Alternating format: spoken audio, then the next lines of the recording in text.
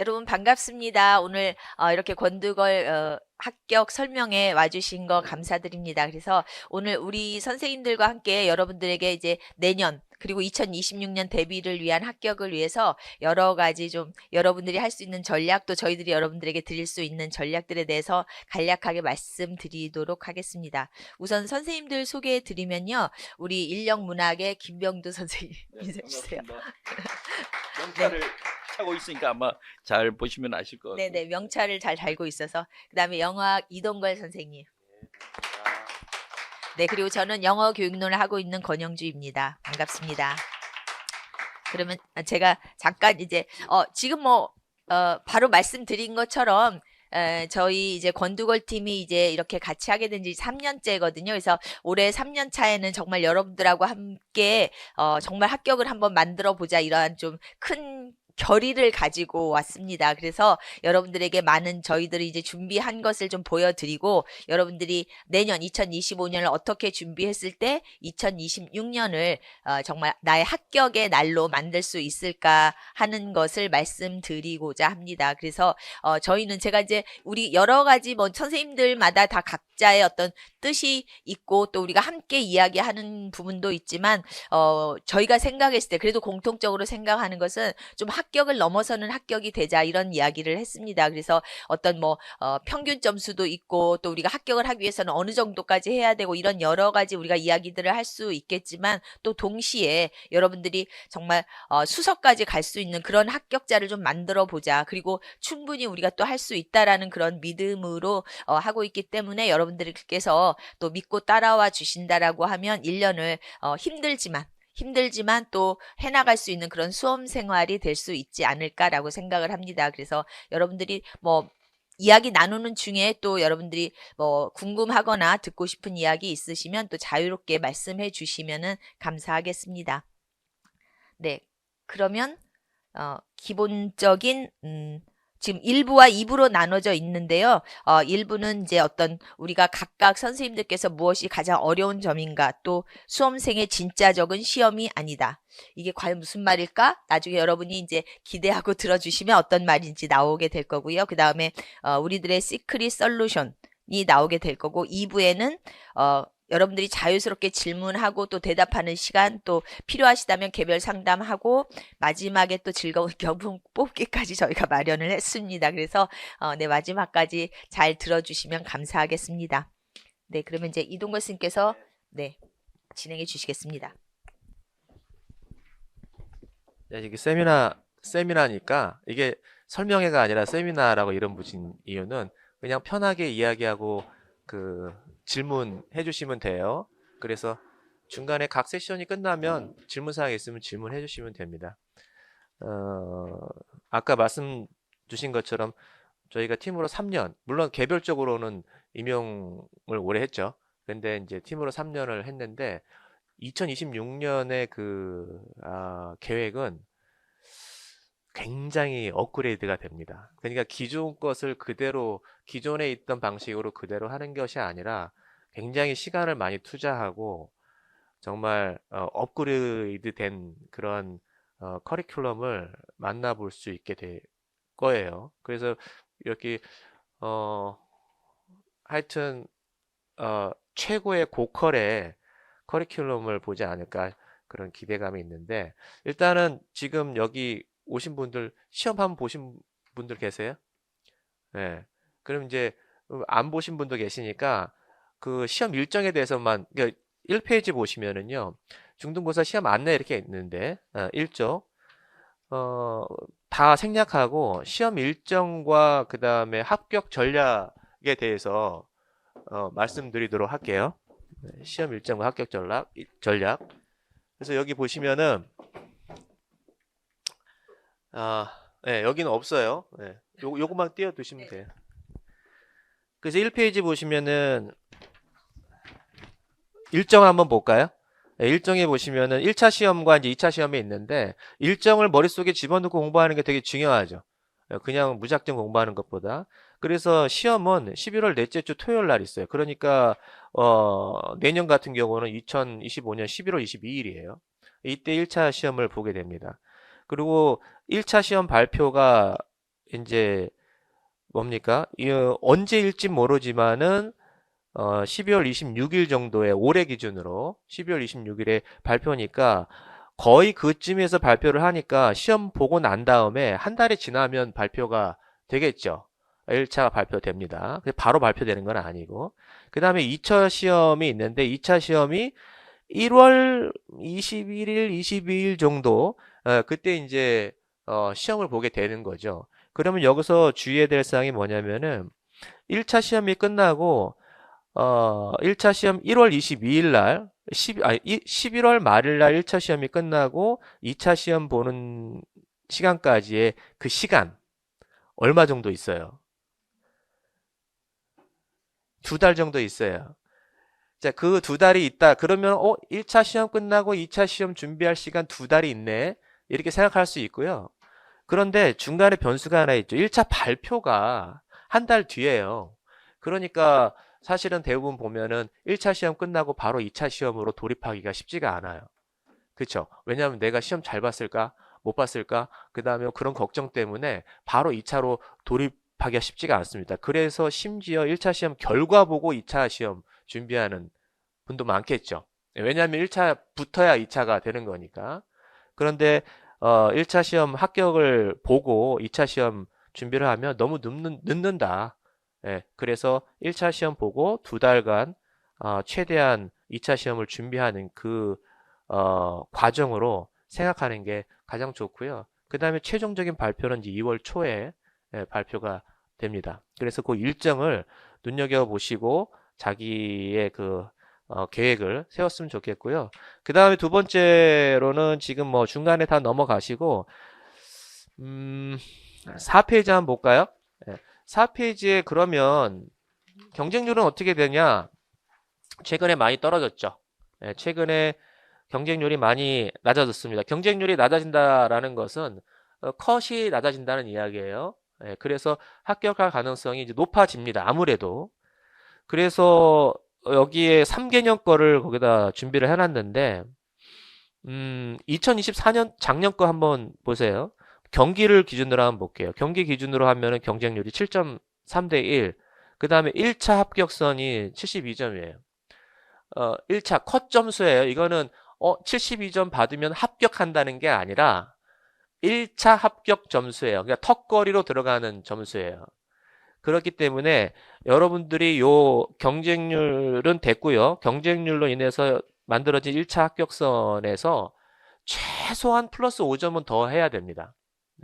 왜냐하면은 1차 합격에 지금 1.5배를 뽑죠. 1.5배를 뽑게 되니까 0.5는 다 떨어지게 돼 있어요. 그럼 그 떨어지는 사람들이 누구냐? 1차 점수가 낮은 사람 가능성이 매우 크겠죠. 그러니까 1차 점수 합격선 플러스 5점. 이렇게 생각하셔서 내가 그러면 이 점수대에 올라가겠다라는 생각으로 시험을 준비해야 되겠죠. 그럼 경기 기준으로 지금 72점이기 때문에 5점을 플러스하면 77점을 받아야 되는구나. 이렇게 생각하시면 돼요. 77점을 받아야 합격을 할 수 있다. 2차 시험은 어떻게 되는가? 2차 시험은 어떨 것 같아요? 1차 시험은 공부를 열심히 하는 사람이 있고 덜한 사람이 있고 굉장히 긴 시간 동안 준비를 하기 때문에 열심히 한 사람은 점수를 높일 수 있고 그렇지 않은 사람은 이제 꼬꾸라지는 거예요. 근데 2차 시험은 기간이 짧잖아요. 기간이 짧고 그 다음에 그 짧은 시간에 준비를 하니까 크게 거기서 뒤집을 가능성이 1차보다는 낮겠죠. 내가 1차 시험을 컷으로 합격했어. 그러나 2차에 뒤집을 수는 있어요. 열심히 해가지고. 그러나 그 가능성이 1차보다는 낮다라는 점에 주의하셔야 돼요. 그래서 1차를 최대한 좋은 점수를 확보를 하고 2차는 남들과 동일하게 간다. 이런 전략을 세워야 되겠죠. 그래서 일단 1차 점수를 플러스 5점을 하는 게 매우 중요하다. 그러면 합격선이 그러면 이제 경기 기준으로 해가지고 77점이라고 보시면 77점을 받는다는 것은 어느 정도 공부가 돼야 되는가? 77점이란 점수의 그 숫자에 속으면 안 돼요. 77점은 우리가 대학교 학점이면은 뭐 C 플러스 정도 되잖아요. C 플러스 누구나 받을 수 있는 점수잖아요. 근데 77점은 그 점수가 아니에요. 그렇게 생각하면 안 돼요. 지금 요 77점이라는 점수가 어느 정도 점수인지를, 어느 정도 공부해야 되는 점수인지를 여기에 1페이지를 보면서 잠깐 이야기할게요. 1페이지.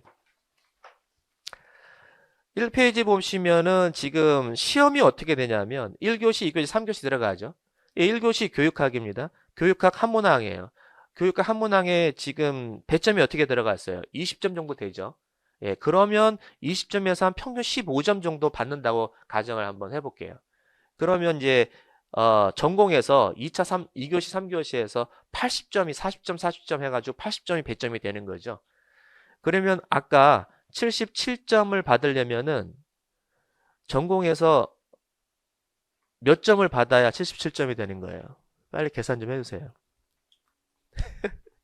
응?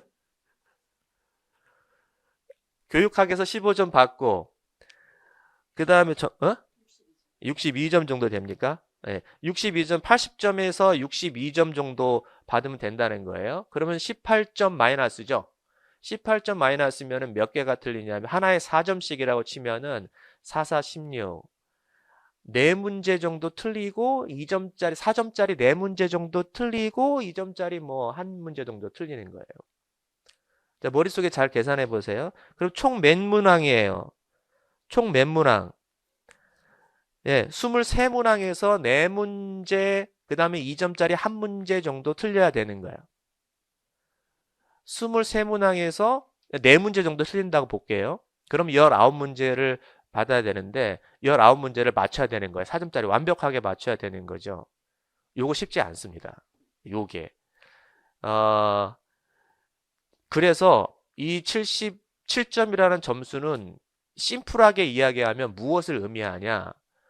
난이도가 상당히 높게 되는 킬링 문항은 못 맞힌다 하더라도 기본적인 킬링 문항이 아닌 문항들은 그냥 다 맞춰야 된다는 거예요. 킬링 문항까지 맞춰야 되겠다 하면 스트레스가 굉장히 많죠. 예, 그거는 그냥 뭐 4문제 틀리는 거에 내버려 두고 나머지 정도는 다 맞춰야 된다라는 생각으로 가져가야 되고요. 그렇다면 그 점수를 받기 위해서는 기초적인 내용은 내가 완벽하게 1년 동안 숙지하고 공부를 해놔야 되는 거죠. 그 다음에 예상치 못한 문제거나 막 DB 까거나 아니면 약간 지랄 같은 문제들이 나올 수 있는데 그런 것들은 그냥 뭐 틀릴 수 있는 거예요. 그러나 정상적으로 나오는 문제들은 내가 다 받아야 맞춰야 77점이라는 게 나오는 거예요. 그 정상적인 문제에서 내가 하나라도 놓친다 그러면은 어렵죠. 예. 그래서 공부가 어느 정도 돼야 되느냐라는 그 말씀을 드렸어요. 그래서 조금 쉽게 말하면 어떻게 공부해야 된다? 빡시게 공부해야 되는 거예요. 그러나 예상이 안 되는 것까지 고민하지 말고 예상되는 한도에서는 내가 다 맞춰야 되는 거죠. 자, 그래서 지금 합격선 그 공부 어떻게 되는 것까지 말씀을 드렸고 그 다음에 이제 5페이지로 넘어가 가지고 우리가 본격적으로 5페이지부터는 우리가 지금 요번에 그 설명에는 요런 것에 초점을 뒀습니다. 수험생들이 뭘 어려워할까? 뭐가 힘들어할까라는 거에 초점을 뒀어요. 물론 난 다 힘들다 이렇게 말씀하실 수 있지만 다 힘든 거는 뭐 조금 이제 하다 보면 힘든 것들이 공통적으로 드러나요. 예, 그런 것들이 어떤 건지 공부에서 아니면 심리적으로 어떤 것들이 있는지 그런 것들을 우리가 권두걸 팀에서 어떻게 접근하고 해결할 수 있는지 그런 것들을 지금 고민을 했고 그런 것들을 과감하게 커리큘럼 속에 집어넣어놨습니다. 아주 저는 파격적이라고 생각을 하고요. 그 다음에 저희 입장에서도 굉장히 시간과 노력이 많이 투자되는 그런 것들입니다. 그래서 우리가 이걸 하면서 과연 이게 할 수 있을까? 너무 빡센 거 아니야? 우리 입장에서요. 너무 빡센 거 아니야? 이렇게 생각을 했지만 그래도 일단은 좋은 것이라면 다 집어넣습니다. 네, 그래서 최대한 한번 해볼 거니까 일단은 무엇이 최대 난관인가에 대해서 우리 권유 선생님께서 그 부분을 조금 이제 한 15분 정도 설명을 해 드릴 거고요. 그리고 이제 보시면서 영어 교육론에서 나는 이런 게 좀 어렵다, 이런 게 힘들었다, 이런 거 있으면 질문해 주셔도 좋을 것 같습니다. 자, 권영 선생님께 마이크 넘길게요. 네, 감사합니다. 그러면 말씀드린 것처럼 영어 교육론에서는 무엇이 최대 난관인가 이렇게 한번 시작해 보도록 하겠습니다. 우리 또 인력 문학이나 여러분들이 제일 제가 우리 수험생 선생님들한테 들었을 때 가장 어렵다라고 하는 게 이제 인력 문학이고, 그리고 이제 영어학은 기본적으로 어렵고, 그다음에 영어 교육론은 만만합니다. 정말로 만만해요. 그죠? 그래서 여러분들이 만만한 만큼 만점 받으실 수 있습니다. 그런데 이제 좀 또 영어 교육론의 문제점은 영어 교육론이 그래도 점수가 제일 많이 차지하고 있잖아요. 그죠? 그래서 우리가 영어 전공에서 80점 만점에 38점, 36점이 나오거든요. 그래서 최소 10문제에서 11문제가 왔다 갔다 한단 말이에요. 그래서 문제 수로도 거의 반을 차지하고 있고, 뭐 점수로도 그렇기 때문에 여러분들이 영어 교육론에서 정말 만점만 받아준다라고 하면 우리 영어학과 일반 영어에서 여러분들이 그 부족한 부분 조금만 더 메꿔준다라고 하면 우리가 이야기하는 정말 수석 합격까지 노릴 수 있습니다. 그리고 저는 정말 수석 합격한 학생을 과거에도 배출해 본 적이 있었기 때문에 여러분들에게 좀 자신감 있게 어느 정도 하면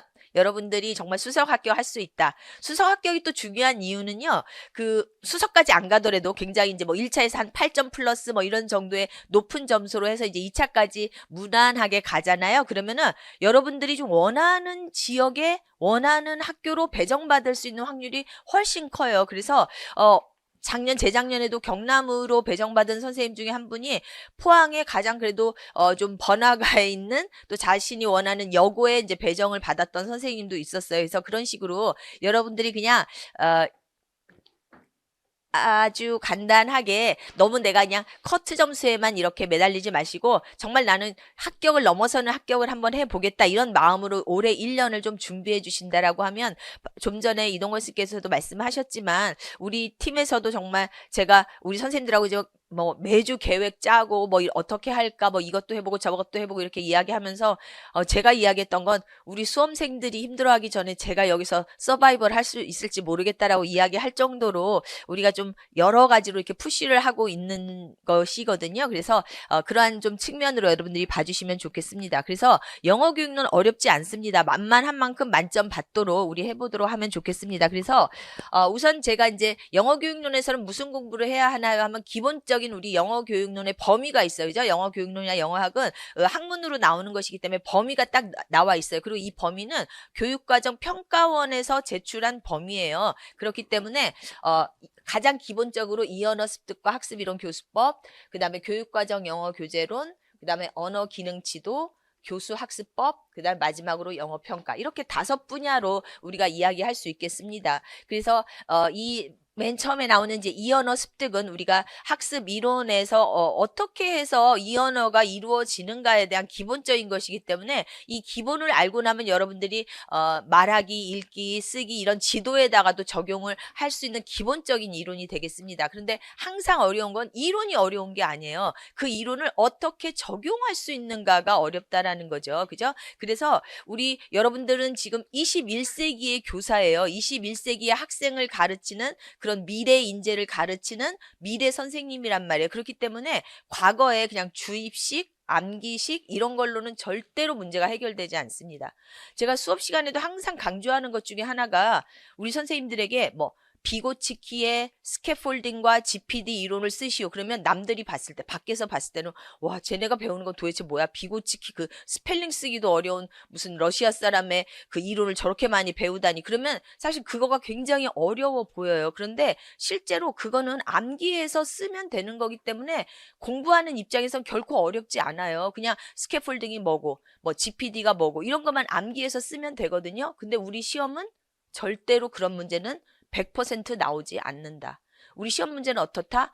GPD라는 이름 없이도, 비고치키라는 이름 없이도 그 이론을 내가 교실에다가 어떻게 적용할까를 보여주는 거죠. 그래서 제가 요즘 이제 2차 우리 준비들 하고 있는데 이렇게 수업 시간을 하는 것을 보면 어느 선생님 수업을 이렇게 보고 있으면 말하지 않아도, 우리가 그래서 지금 중요한 교육 방법은 뭐예요? 익스플리시트하게 아는 게 아니라 임플리시트하게, 암묵적으로 하는 잠재적 교육 과정이 더 중요하다라고 얘기하죠. 그 레이턴트 커리큘럼이라고 해서. 그래서 그냥 보고만 있어도 저 선생님은 여기서 스캐폴딩을 적용하고 있구나. 그리고 스캐폴딩이라는 것이 그냥 막 이 선생님, 이 학생들의 레벨을 막 엄청나게 뛰어넘는 그 레벨이 아니라 이 학생들의 레벨에서 그냥 한 단계 플러스 원 정도만 되는 그 레벨을 지금 적용하고 있구나. 이렇게 보이는 선생님 수업이 있거든요. 그러면 그 선생님은 제가 한편으로는 이런 생각도 해요. 2차 이제 그 평가를 하면서 저 선생님 1차 점수가 몇 점 정도 되겠다. 약간 요런 정도의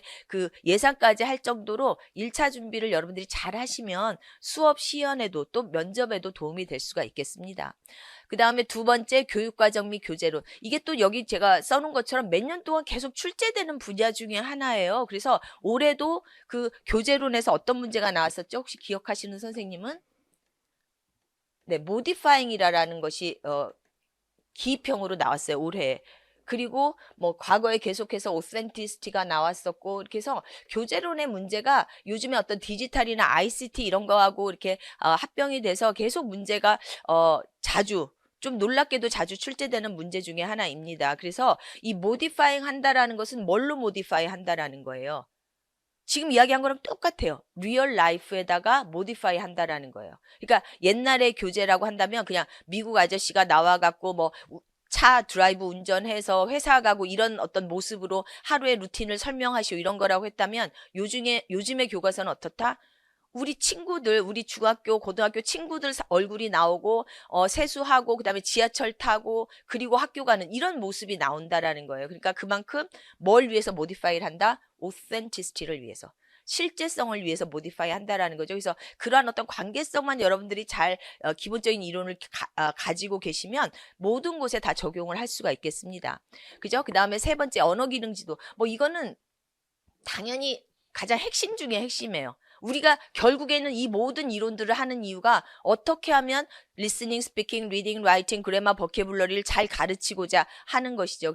그런데 지금의 문제는 어려운 점은 뭐냐면 이제는 다 통합된 활동으로 가르치기 때문에 그런 거예요. 그죠? 그래서 과거에는 그냥 listening 따로, reading 따로 이렇게 해서 괜찮은데 지금은 하나의 수업에 또 블락 타임제로 해서 listening, speaking, reading, writing 심지어는 grammar, vocabulary까지 다 안에 하나가 들어가니까 뭘 하나로 결정을 지을 수가 없어요. 그래서 좀 어려움이 있지만 어쨌든 이러한 어떤 사기능 지도가 가장 핵심 중에 핵심이다. 우리가 이 모든 이론을 하는 이유는 바로 이것을 잘 하기 위해서겠죠. 그죠? 그 다음에 네 번째 교수학습법. 사실 이 교수학습법은 과거의 영어교육론을 영어교수법이라고 불렀을 만큼 과거의 문제는 거의 그냥 영어교수법이었어요. TPR이 어떻고 커뮤니티 랭귀지 리딩이 어떻고 뭐 이런 것들. 그죠? 근데 이제는 그렇게 따로 나오는 문제는 없어요. 그런데 역시 마찬가지로 이렇게 사기능 지도하고 통합을 해서 어떻게 너가 사기능을 가르칠래? 그러면 지금 통합이라고 했는데 통합을 할 때 그냥 자 얘들아 리스닝 하자. 그 다음에 리딩 하자. 이렇게 하는 게 통합이야? 아니죠. 어떻게 하는 게 통합이다? 진짜 태스크, 진짜 컨텐츠를 하나 놓고 거기 안에서 리스닝과 리딩과 스피킹과 라이팅이 자연스럽게 함께 통합될 수 있도록 하는 것이 통합인 것이지 그냥 뭐 오늘 이제 리스닝 했으니까 그 다음에 리딩 이렇게 하는 것이 아니다라는 거예요. 그래서 그걸 하려면 결국은 뭘 알아야 된다? 교수법. 그래서 뭐 태스크 베이스인지 또 뭐 컨텐트 베이스인지 아니면 뭐 홀 랭귀지 어프로치인지 이런 것들을 알아야 된다. 이렇게 이야기할 수 있겠습니다. 그 다음에 마지막으로 평가. 오늘 제가 이제 예시를 하나 가져온 것도 이제 평가에서 가져온 이유 중에 하나가 평가가 바로 가장 변별력을 높이는 문제예요. 영어 교육은 만만하다 그랬잖아요. 그런데 가장 만만치 않은 게 바로 평가 부분이에요. 그래서 평가를 우리가 공부할 때는 학교에서도 그렇지만 약간 영어 평가 분야 선생님들은 조금 수학적인 뭐 계산하는 거 이런 거를 많이 좀 출제하기도 하죠. 그래서 어느 때는 막 평가만 전공해 온 그 외국에서 막 돌아온 교수님 있으면 대부분 그 교수님들은 막 그 숫자 문제 이런 거 내는 걸 좋아하세요. 그래갖고는 학생들을 더 막 어렵게 만드는 또 왜 그 문과 스타일 학생들이 이렇게 숫자만 나오면 왠지 떨리는 그런 느낌을 이제 갖게 한단 말이에요. 그래서 이게 바로 여러분들의 가장 변별력을 만들어내주는 영어 교육론 문제 중에 하나다. 이렇게 말씀드릴 수가 있겠습니다. 그래서 실제 예시를 통해서 한번 어떤 것들이 그러면 이렇게 변별력을 주는지 한번 그 다음 페이지에서 한번 보도록 할게요. 그래서 6쪽과 7쪽에 거쳐서 이제 제가 하나의 문제를 예시를 좀 가져왔습니다. 그래서 이거를 제가 뭐 오늘 제가 뭐 다 설명하거나 가르치거나 이러는 것은 아닌데 이걸 어떤 예시를 통해서 갖고 왔냐면 제가 그 아래 보시면 이게 가장 우리 지금 문제 중에서는 인텐스 가장 난이도가 높은 문제 중에 하나예요. 그래서 이럴 때 여러분들이 4점을 남들이 뭐 빵점을 맞거나 남들이 한 2점밖에 못 맞을 때 내가 4점을 올릴 수 있는 좋은 기회다. 그래서 만만한 영어 교육론을 만점을 받으려면 이런 데서 여러분들이 놓치지 말아야 된다. 이게 바로 작년 문제였었거든요. 그래서 보시면 이제 이것은 제가 예시로 갖고 온 게 A와 B에서 그 말을 제가 안 써놨네요. 여기다가 연결론 답안에서 에비던스를 찾는 구체적인 예시 방법이라고 해서 그 아래 디렉션을 보면은 이렇게 에비던스를 A와 B에서 찾으라고 하고 있잖아요. 그래서 우리 선생님들이 올해 문제가 좀 쉬웠다라고 이야기하면서 하는 많은 얘기가 올해는 에비던스를 A하고 B 둘 다 찾으라는 게 없었네. 뭐 B에서만 찾아라, A에서만 찾아라 이랬기 때문에 조금 쉽네 이렇게 이야기를 했거든요. 그래서 좀 난이도가 높이려면 이렇게 A와 B에서 같이 찾는 문제들이 나올 수 있다라고 이야기 드릴 수 있겠고 이 문제는 그냥 전체적으로 우선 여러분들이 답을 좀 찾는 방법을 말씀을 드리면 우선 이 문제가 어선 문제다. 이제 어세스먼트 문제구나라는 거 이제 먼저 알고요. 그다음에 어세스먼트 중에서도 뭐다? 아이템 어널리시스 문제다. 이렇게 이제 여러분들이 이제 아시는 거예요. 그러니까 우리가 마인드맵 하듯이 우선 문제가 나왔을 때 제가 말씀드린 것처럼 영어 교육론은 문제가 많다 그랬잖아요. 한 10문제, 11문제 된단 말이에요. 그러면 여러분들이 답을 끌어낼 때 기평이든 서술형이든 우선 이게 어디에서 나왔는지를 알아야 돼요. 그래서 그냥 정말 그야말로 딴 데서 헛질하지 말고 정말 제대로 된 데서 답을 끌어내려고 하면 이게 어느 파트구나라는 걸 먼저 딱 아신 다음에 거기를 집중적으로 공략을 해야 답이 끌어져 나오는 것이거든요. 그래서 아이템 어널리시스다 그러면 이것은 멀티플 초이스 시험이에요. 그죠? 그러니까 평가는 이게 멀티플 초이스 시험인지 아니면 퍼포먼스 베이스드 시험인지 이거를 먼저 구분을 하셔야 돼요. 그래서 이거는 지금 멀티플 초이스 시험이야. 그래서 IF가 있고 아주 좀 간단하게 말씀드리면 시간도 많지 않으니까 여러분 아이템 어널리시스다 그러면 어떠한 항목을 여러분들이 아셔야 돼요. 아이템 F, IF가 뭐의 약자죠? 아이템 퍼실러티, 그죠? 그러니까 아이템 퍼실러티니까 이거는 난이도에 대한 이야기예요. 그 다음에 아이템과 전체 커럴레이션의 관계는 뭐를 이야기하는 걸까요? 이거는 ID, 아이템 디스크리미네이션 이야기를 하는 거예요. 그 다음에 이 알파라는 것은 여기 이제 아래도 약간의 힌트가 나와요. 그래서 읽어보시면 알 수 있지만 internal consistency, 그 reliability에 대한 이야기예요. 그 다음에 correlation, 그러니까 여기 지금 ERAT라는 말의 약자가 English Reading Achievement Test라고 나와 있는데 그것과 우리 시험과의 correlation, 관계도를 말하는 거예요. 이것은 우리가 뭘로 이야기할 수 있죠? 바로 validity. 뭐 이렇게 얘기할 수 있다라는 거예요. 그래서 아이템 어널리시스는 딱 이거예요. ID, IF, 인터널 컨시스턴시 그리고 이제 나아가서 뭐 밸리더티. 이것만 알면 아이템 어널리시스는 해결할 수 있어요. 근데 이제 매번 다른 어떤 숫자, 다른 그 모습이 나오기 때문에 여러분들이 똑같이 적용할 수는 없지만 기본적으로 이것만 알면 끝. 아이템 어널리시스는 끝이에요. 그죠? 근데 이제 이거를 어떻게 연결시키느냐. 그래서 이걸 뭐 다 설명을 드릴 수는 없었으니까 제가 조금 간단하게 만들어 놓으면은 간단하게 말하기가 조금 어렵기는 하겠지만 한번 해보면은 우선 여기 교사로 한번 볼게요. 지금 왜냐면 이 문제 디렉션에서 뭐라고 이야기하고 있어요. 교사 중에서 이 해석을 잘못한 교사 2명을 찾아서 서술하시오라고 하고 있거든요. 그러면 이 교사들이 말하고 있는 의미를 우리가 찾을 수 있어야 돼요. 그래서 이 첫 번째 교사는 뭐라고 얘기해요? 디스크리미네이션 가장 높은 게 아이템 2번이다. 그리고 아이템 5번은 가장 어렵다. 이렇게 얘기했어요. 그러면은 이 아이템 2번은 뭐를 보면 돼요? 아이템 2번을 위해서는. 네, 디스크리미네이션이 제일 높은 거니까 아까 말씀드린 ID 점수. 그러면 아이템 2번의 ID 점수는 몇 점이에요? 0.61. 그러면 가장 높네요. 네. 그 다음에 아이템 5번은 가장 어렵대요. 그럼 뭘 봐야 돼요? IF. IF가 바로 난이도니까. 그러면 5번의 IF 점수는 몇 점이에요? 0.33이네요. 0.33이 가장 어렵다, 쉽다? IF 점수는 낮을수록 어렵다. 그러니까 그 말은 33%밖에 안 맞았다는 말이에요. 그럼 여러분 거꾸로 여기는 안 나왔지만 그 난이도가 가장 쉬운 거는 몇 번일까요? 아이템 몇 번? 아이템 2번 0.54. 이 중에서는 가장 54%가 맞았으니까 가장 쉽다라는 거죠. 그런 식으로 해서 이 교사가 말한 것이 제대로 된 교사, 틀린 교사를 찾아가는 방법이 되는 거예요. 그죠? 그래서 그렇게 해서 이제 쭉 보니까 이제 결론적으로는 아이템이 아니라 교사 5번과 6번이 잘못된 표현을 했다. 그래서 아까 말씀드렸던 어떤 인터널 컨시스턴시의 문제점에 대해서 제대로 말하지 못했고, 그 다음에 그 ERAT와의 관련성은 프리딕티브 밸리더티가 아니라 컨커런트 밸리더티다. 뭐 이렇게 이야기할 수 있겠습니다. 그래서 그것을 동시에 여기서 이렇게 at the same time과 이 프리딕티브가 위배되는 것을 알아서 이것을 여러분들이 A에서 찾아서 B에 대한 답을 끌어내서 만들어준다. 이렇게 하시는 거예요. 그죠? 그래서 A와 B의 어떤 그 키워드, 예시어들을 가지고 답을 만들어 가시는 방법을 쓰는 것이다 라고 이야기 드릴 수 있겠습니다. 그죠?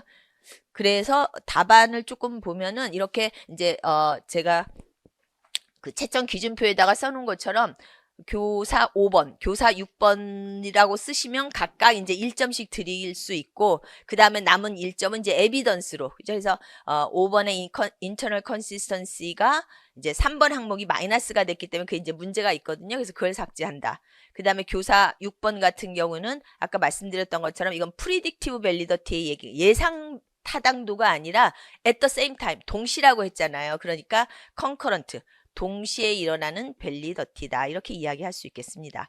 그래서 마지막으로 하나만 더 말씀을 드리면 답안을 그러면 어떻게 쓰냐. 그러면 여러분들이 이제 답안을 쓰게 될 때 이렇게 우선 증거를 A에서만 찾으라고 했나, B에서만 찾으라고 했나, 아니면 A와 B 동시에 찾으라고 했나, 그걸 먼저 찾아보시고, 그런 다음에 교사 2명을 찾으라고 했으니까 쭉 읽으면서 교사 2명의 문제점을 찾고, 그리고 나서는 말씀드렸던 것처럼 어떤 아이템 어널리시스에 대한 변별도, 타당도에 대한 차원에서 문제를 해석하고, 그 다음에 이제 각각이 교사 5의 문제, 교사 6의 문제, 이렇게 해서 답을 써주시면은 53자, 여기 지금 교사 5, 6, 3 뭐 이런 숫자 때문에 그 글자 수가 조금 많아졌지만 원래 한 45자에서 50자 정도 쓰면 가장 적합한 그 글자 수가 되겠습니다. 그리고 한 4문장 정도. 왜냐하면 한 문장은 아이덴티파이 하는 거, 그 다음 한 문장은 에비던스 쓰는 거, 이렇게 해서 각각 2점씩 해서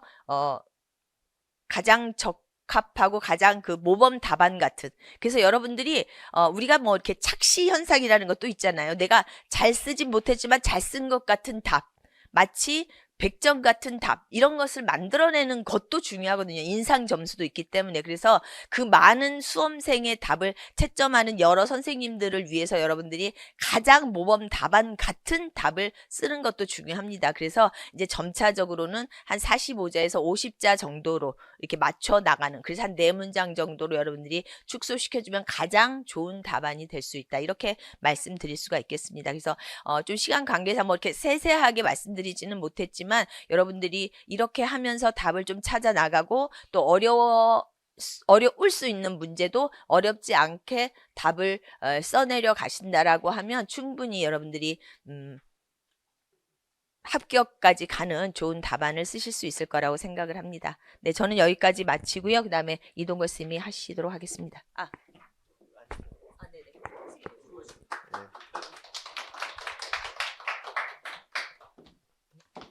자, 고생 많으셨고, 그 다음 영어 교육론 지금 이 부분에 대해서 질문 있으면 간단하게 질문 받고 그 다음에 넘어가도록 하겠습니다. 그냥 편안하게 해주시면 되는데. 오늘은 뭐 세미나 형식이니까 네. 그냥 아무거나 궁금한 거 물어보시면 돼요. 지금 권영주 선생님께서 설명하신 거, 우리 저 시험 안 보셨다 그랬잖아요. 성함이 어떻게 되세요? 여기. 성함이 어떻게 되세요? 아, 우리 푸름 선생님은 지금 설명하신 거 무슨 내용인지 알아들으시겠어요? 어, 어, 예, 모르신다는데. 어떻게? 네. 그래서 자, 요렇게 우리가 좀 마무리를 하고요. 그 다음에 질문 없으면은 영어학으로 넘어갈게요. 자, 그래서 제가 좀 짧게 좀 하도록 하겠습니다. 제 구두가 끈적여서 여기 막 쩍쩍 소리가 나요. 영어학은 이제 어떤 게 어려운지를 말씀을 드릴 건데, 영어학 통사론하고 의문론 중심으로 말씀을 드릴 거예요. 그래서 지금 시험 보셨다고 그랬잖아요. 영어학 어떤 게 어려운 게 있나요? 관광 시험. 우리 권세현 쌤은 어떤 게 어려웠어요? 영어학 어떤? 의문론 어떤 게 어려워요? 음, 음, 음, 음. 어, 그렇죠. 데이터 분석하는 게 확실히 어려워요. 예, 특히 의문론은 데이터 분석하는 게 어렵습니다. 알고 나면은 겁나 쉬워요. 알고 나면 쉬운데 그 답을 접근하기까지가 쉽지가 않습니다. 그래서 그거 공부 어떻게 해야 되는지 그 부분이 이제 가장 핵심이죠. 그래서 여기 보시면은 일단 통사론하고 의문론에서 무엇이 어려운지를 지금 말씀을 드릴게요. 첫 번째 통사론은 외계어가 되냐? 통사론은 의문론은 사실은 뭐 유치원에도 뭐 애들도 뭐 파닉스라고 해가지고 뭐 소리 배우고 막 이러잖아요. 그러니까 의문론에 대해서는 그렇게 낯설지가 않습니다. 근데 통사론은 우리가 기존에 뭐 어디서 공부해 본 적이 없어요. 전공자가 아니면, 그래 전공자도 통사론이라는 수업을 학교 와서 처음 배우게 되는데 굉장히 낯설죠. 예. 물론 뭐 영어 교육도 다른 것도 터미널러지 용어를 쓰지만 얘는 특히나 좀 그런 것 같아요. 접근하기가 쉽지가 않습니다. 그래서 이걸 외계어라고 표현을 했는데, 그래서 요 통사론은요 용어를 정확하게 알고 쓰는 게 매우 매우 중요해요. 모든 학문에 있어서 중요하지만 특히 더 중요합니다. 이 용어, 그래서 용어를 항상 저는 강의 시간에 이것을 제대로 알고 있는지 계속 확인해요. 예. 계속 확인, 논항이 뭐냐, 이런 것들을 물어보면 대부분 이상한 소리 합니다. 그러니까 자기가 공부를 해서 이런 개념이에요 말을 하지만 그 정의를 들어보면 다른 이야기를 하고 약간 새길로 새나가는 그런 이야기를 하는 걸 많이 봅니다. 그래서 용어를 굉장히 정확하게 써야 돼요. 그래서 계속해서 첫 번째 강의 시간에도 이런 것도 용어 쓰는 거, 그 다음에 우리가 스터디에 대해서도 이따 언급을 할 텐데 용어 사용에 있어서 굉장히 정확성을 기하도록 굉장히 노력을 가할 겁니다. 예, 그래서 그 부분에 대해서 굉장히 지적을 많이 할 거고요. 그 다음에 둘째는 이제 통사론과 관련한 거예요. 영학 전체가 아니라 통사론. 통사론은 개별적인 개념들이 나열돼 있잖아요, 교재에. 물리적으로 챕터 1, 챕터 2, 챕터 3 해가지고 물리적인 한계가 있기 때문에 개별적인 개념들을 그냥 나열할 뿐이에요, 교재에. 근데 강의도 시간적인 물리적인 개념 한계가 있기 때문에 이번 시간에는 이거 배우고 다른 시간에는 저거 배우고 이렇게 따로 배우게 되죠. 우리는 나무를 주로 공부하게 될 거예요. 그런데 통사로는 이 숲을 보는 게 매우 매우 중요해요. 그래서 저는 지금 여기 보시겠지만은 숲 보는 통사론에서 숲을 이해하는 것이 굉장히 중요하다고 굉장히 강조를 합니다. 왜 이게 중요하냐면, 전체적인 그림을 이해하는 것이 왜 중요하냐면 이것을 이해해야 데이터를 좀 정확하게 분석할 수 있고요. 출제자의 취지를 좀 빨리빨리 깨달을 수가 있어요.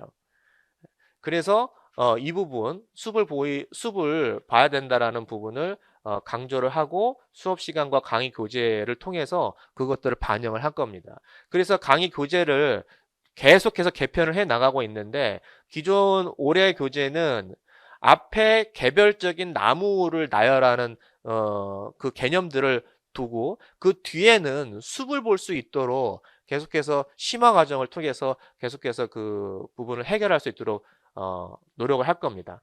교재를 통해서 그다음에 강의를 통해서 그 부분을 해결을 하도록 노력을 할 거고요. 그다음에 세 번째, 개념들 개별적으로 놓여진 이 개념들이 복잡하게 얽혀 있어요. 그래서 우리가 그 부분들이 문장 통사로는 하나의 문장을 만들어가는 과정을 공부하는 거예요. 그 과정에서 여러 가지 개념과 룰들이 적용이 됩니다. 그러니까 그 문장을 봤을 때 어떤 개념들이 얽혀서 설켜서 있는지를 내가 파악할 수 있어야 그것을 분석할 수 있어요. 그래서 이 부분들도 교재를 통해서 심화 과정에서 첫 번째는 개별적인 나무를 공부할 거고요. 얽혀 있는 개념들은 뒷부분 심화 과정을 통해서 집중적으로 공부를 하게 될 겁니다.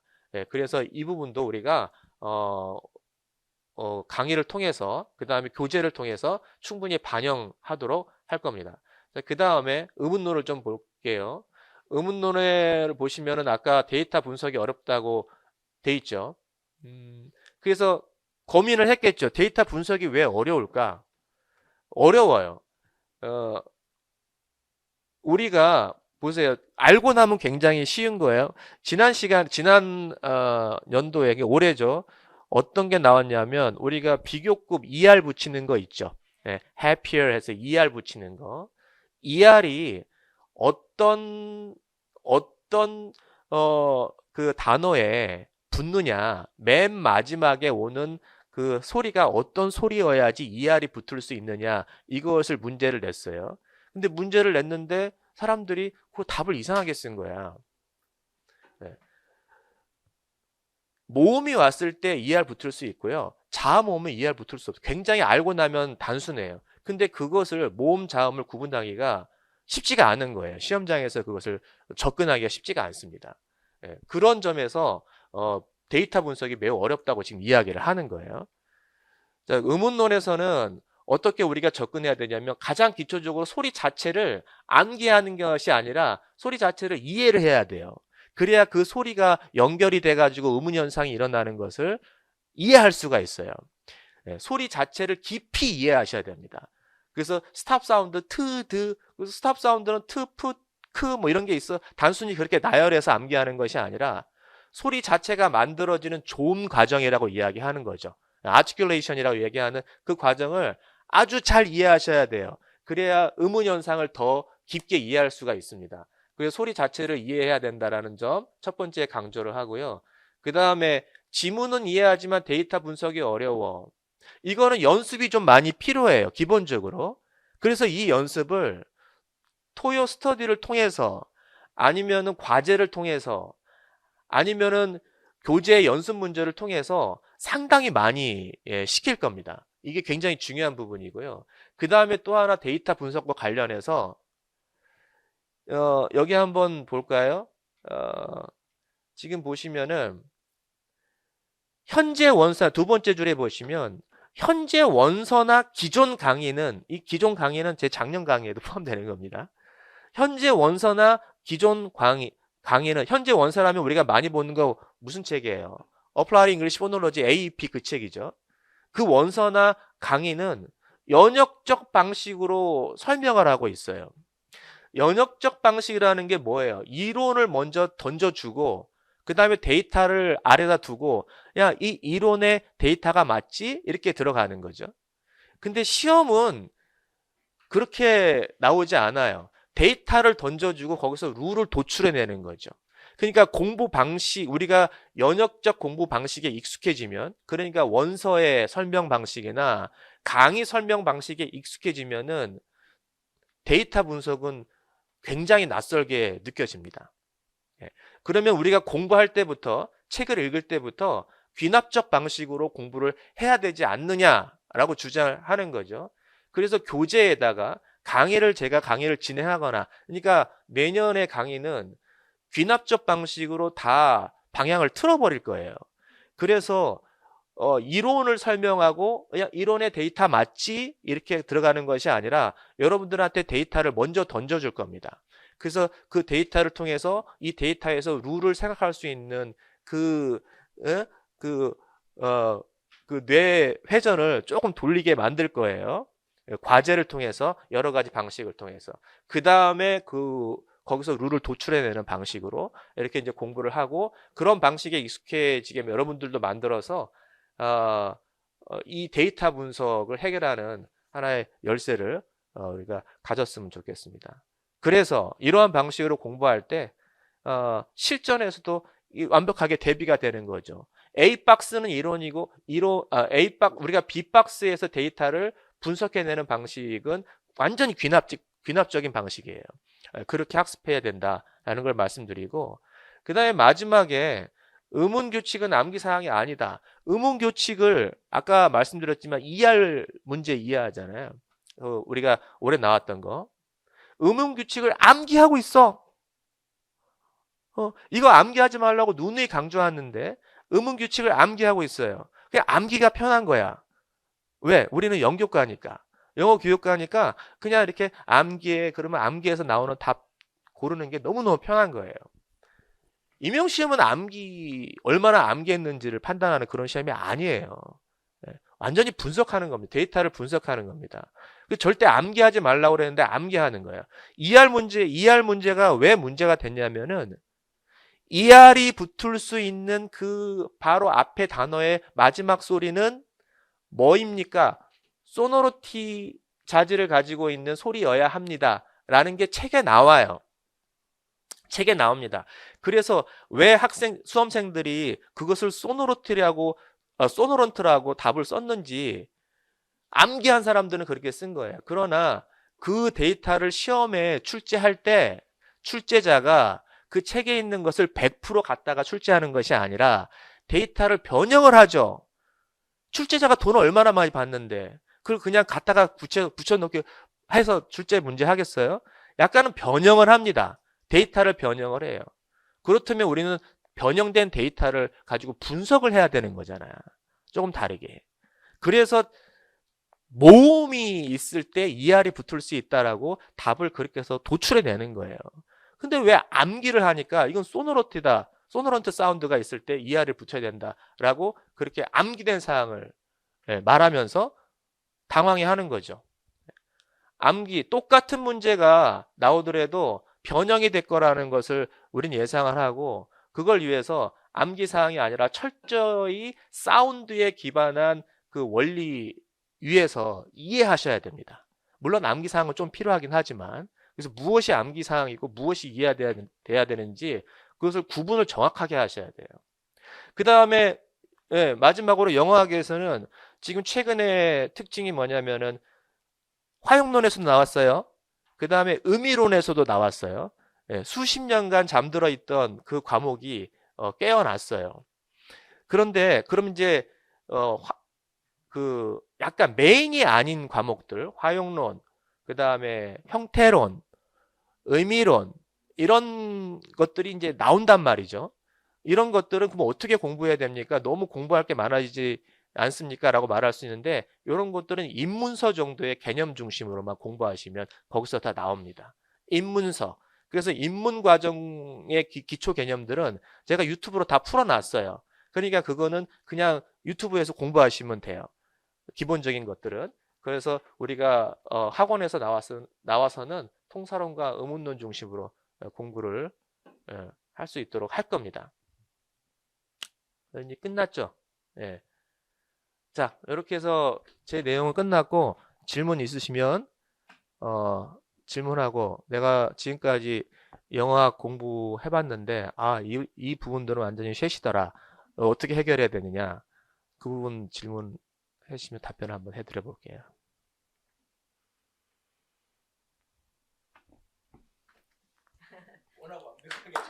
네. 자, 그럼 김병두 선생님께서 일형 문학 그 부분 좀 설명을 해드리겠습니다. 예. 자, 반갑습니다. 저희가 이제 팀명이 권두걸 팀인데, 가운데 거기에 해당하는 김병두입니다. 여러분들이 항상 뭔가 답답해하고 그럴 때, 아이고, 두야, 이럴 때 그래서 제가 이제, 일반 영화 문학을 이렇게 담당하고 있는데, 제가 오늘 이제 좀, 여기, 조금, 여기서부터죠. 요게. 자, 오늘은 우리가 세미나 형식이기 때문에 그래서 뭐 제가 일반적으로 강의하는 것보다 여러분들이 궁금해하는 걸 좀 듣고 싶어요. 그리고 이제 그 이야기를 또 좀 하고 싶고, 제가 사실은 개인적으로 이제 그 임용 시험에 관심을 가지게 된 계기가 있어서 그 이야기를 조금 간단하게 설명하자면, 원래 이제 저는 이제 통번역 대학원을 졸업하고 통번역을 이제 전공을 했다가 나중에 이제 외부에서 통번역 대학원 강의를 하는데 임용 공부하는 사람들이 자꾸 오는 거예요. 그것도 꽤 오래전이에요. 그래서 강남에서 이제 통번역 대학원 수업이 있는데 그쪽으로 와서 그 사람들이 이제 고민했던 게 항상 일반 영어하고 문학이 안 된다는 거예요. 그래서 저도 개인적으로는 문학을 공부해 본 적은 없었어요. 왜냐하면 통역대학원을 우리가 다니는 사람들은 보통 시사적인 내용들을 다루거나 경제, 정치 이런 쪽이니까 그래서 처음에는 좀 나하고 맞지 않는 게 아닌가 이렇게 생각했는데 해보면 해볼수록 재미가 있더라는 거예요. 그래서 특히나 문학 부분이 어떻게 보면 시험 과목으로만 생각하면 답답하고 뭔가 힘들지만 잘 생각해 보면 요번에 이제 여러분들 저 한강 작가가 이제 노벨상 수상을 하면서 이제 마지막 이제 수상하는 거기에서 이제 연회에서 수상 소감을 발표한 게 있어요. 영어로 발표를 했어요. 그걸 한번 읽어보신 분이 있나? 한번. 근데 지금은 이제 관심을 또 가지기가 힘들고 또 여러 가지 전국 상황도 힘들고 그래서 거기까지는 이제 여러분들이 관심을 못 가졌다고 하더라도 나중에 그걸 한번 읽어보시면 우리가 문학을 왜 공부하는지를 알 수 있다는 거예요. 그래서 그런 관심을 좀 가지시는 게 일단 중요하고요. 좀 이따 뭐 시간이 되시면은 제가 잠깐 뭐 그걸 소개를 해드릴 수도 있는데, 일단 제가 여러분들한테 설명을 하고 싶은 거는 일반 영어하고 문학을 왜 힘들어 하는지를 우리가 알자는 거죠. 공부하는 자세를 좀 바꿔야 된다는 거예요.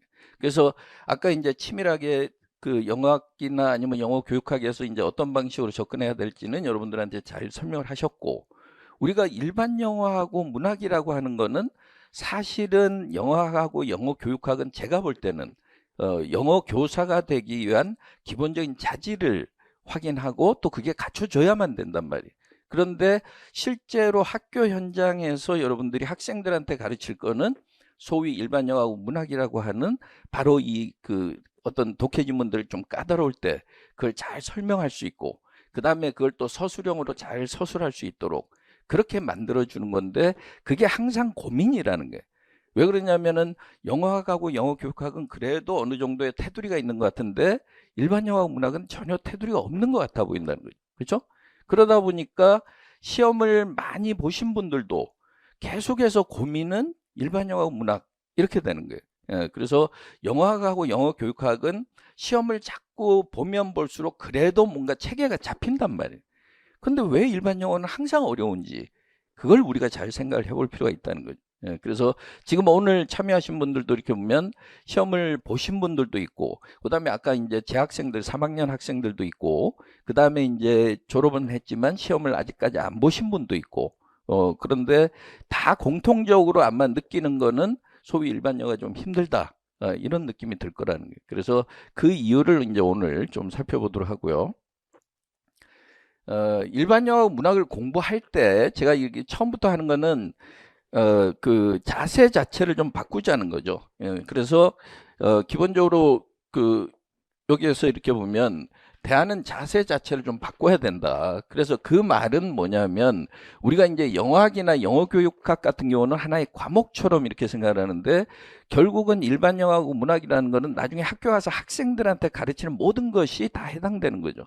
거기에는 문법도 포함되어 있을 수도 있고, 그 다음에 수능 지문처럼 상당히 까다로운 지문들을 자기가 충분히 설명할 수 있어야 되는데 고3 교사가 돼가지고 수능 지문들을 설명하기가 힘들다? 그거는 교사로서 상당히 문제가 된단 말이에요. 그래서 기본적으로 일단 일반 영어하고 문학은 교사로서의 가장 기본적인 자질이 돼야 된다.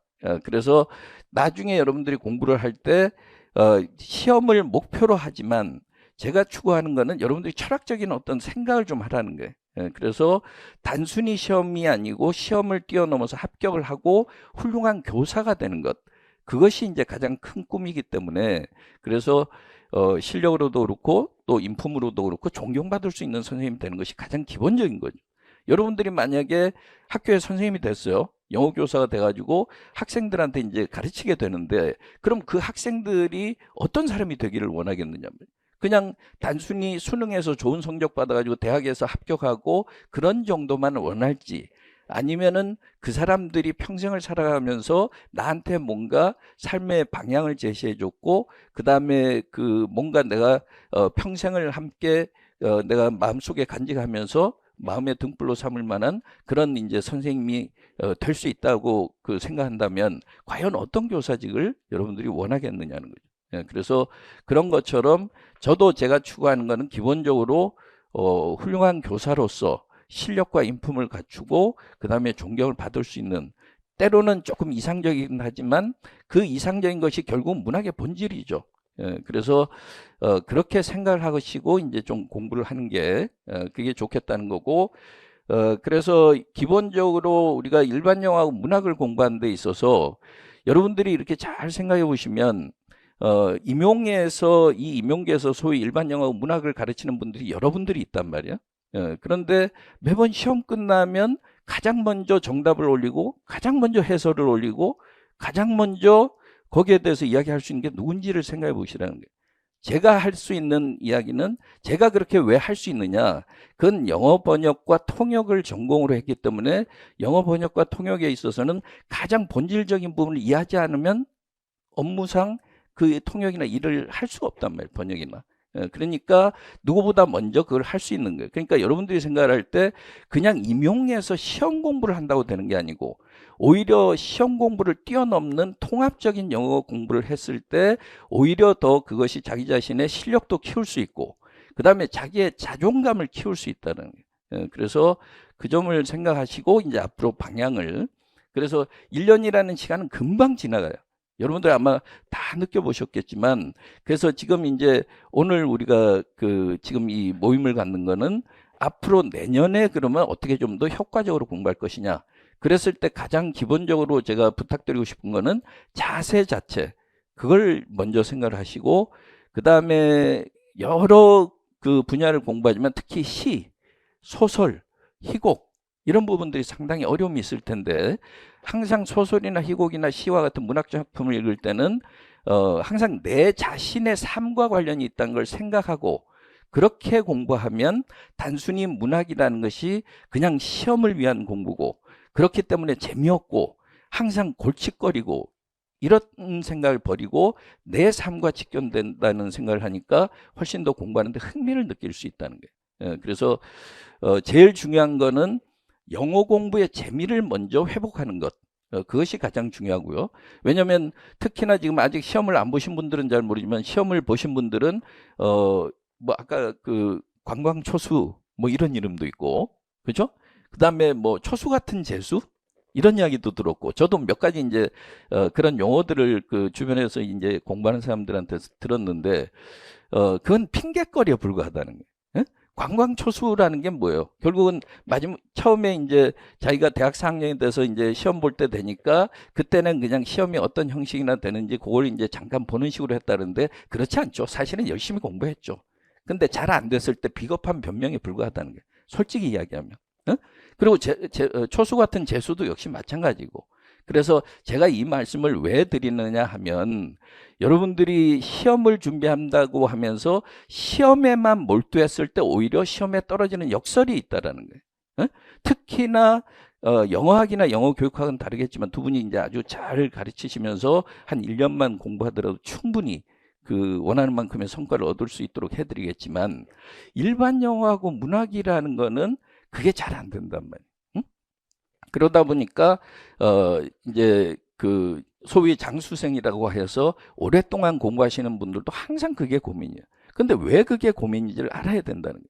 단순히 단어만 많이 외우면 될 것 같고, 그냥 모의고사만 많이 보면 될 것 같고, 첨삭만 많이 받으면 될 것 같지만, 실제로는 그 글에 읽는 원리를 알아야 된다는 거예요. 그래서 그 점을 이제 항상 생각하시고요.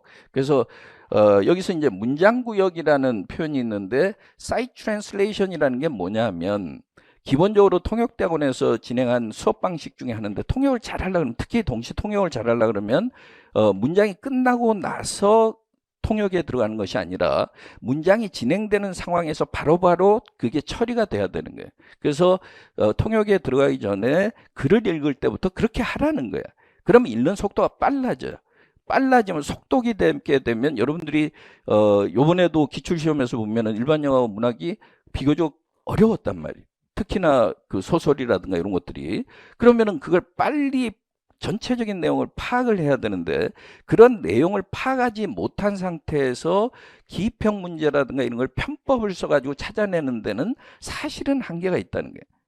그 여러분들이 예를 들어서 수능 같은데 소위 일타 강사라는 사람들이 빈칸 추론 문제 같은 거 그걸 설명하면서 저도 유튜브를 이렇게 보니까 여러 가지 나름대로의 방법을 소개해서 그게 상당히 솔깃하긴 하지만 임용에는 그게 먹혀들지 않단 말이에요. 왜냐하면 그거는 객관식의 문제고 그 다음에 임용에서는 주관식이고 그 다음에 임용에서 나오는 지문들은 상당히 좀 고도로 지식을 요하는 내용이거나 그런 내용들이기 때문에 그 좀 접근 방법이 달라요. 그래서 그런 것들을 볼 수 있는 것처럼 이렇게 이제 문장 구역이라든가 이런 것들은 제가 간단하게 이제 설명을 하면 예를 들어서 여기다 조금 한번 써볼까요?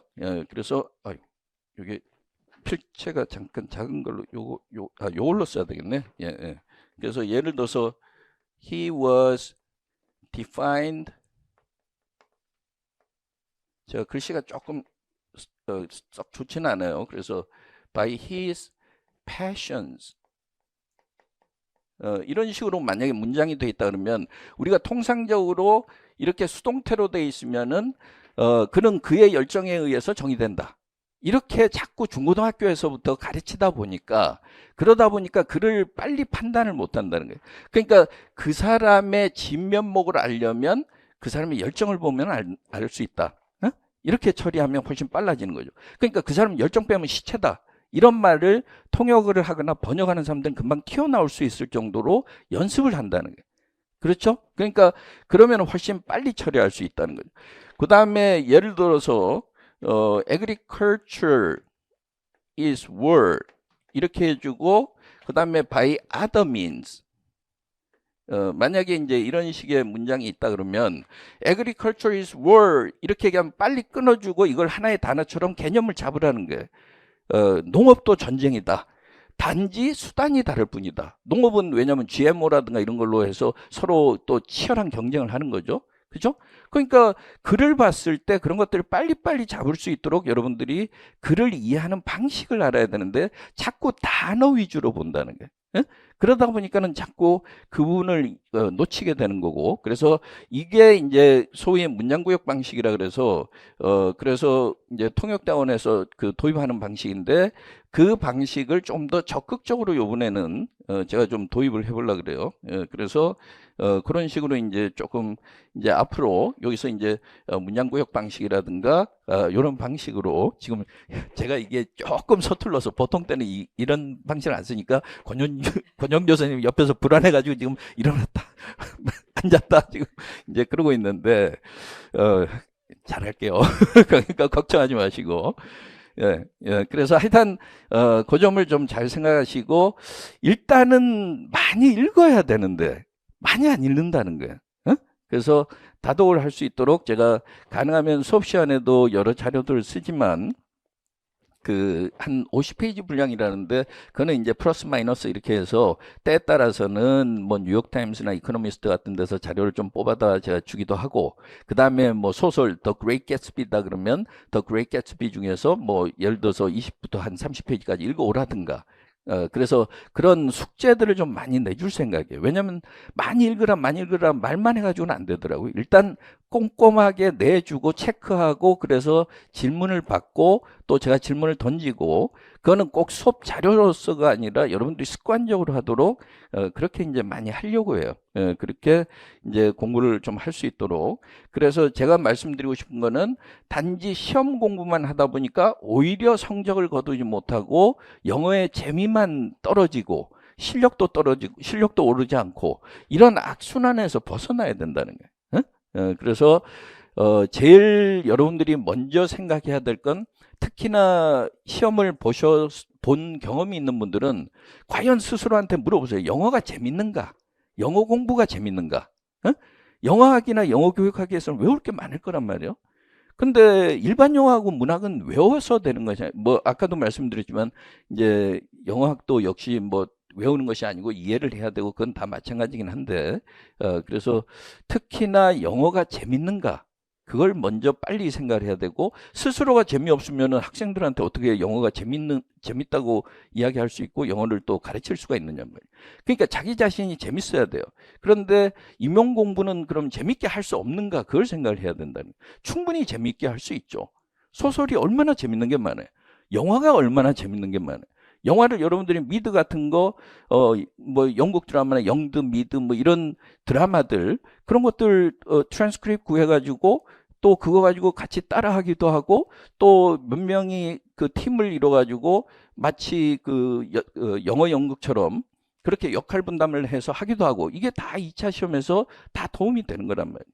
그래서 아까 이제 말씀하신 것처럼 2차 시험 같은 경우도 1차 발표 나고 그때 준비하려면 늦고 사실은 1차 지금 1월 달부터 내년 1월 달부터 2차 준비에 해당하는 만큼의 공부가 돼야 된다는 거예요. 예, 그래서 이제 그 점을 먼저 생각하실 필요가 있고요.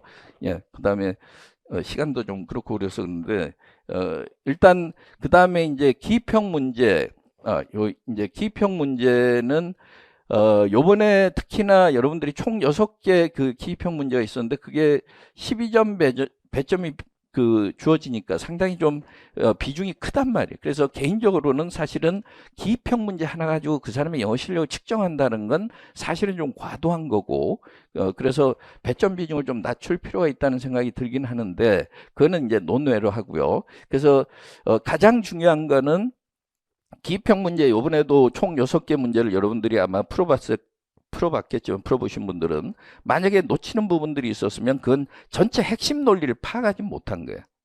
그래서 특히나 요번에 이제 그 제일 그랬던 게 아마 B2번 같은 경우 로빈슨 크루소를 테마로 해가지고 로빈슨 크루소가 이제 본국으로 돌아오기 전에 다른 여성 캐릭터가 등장하죠.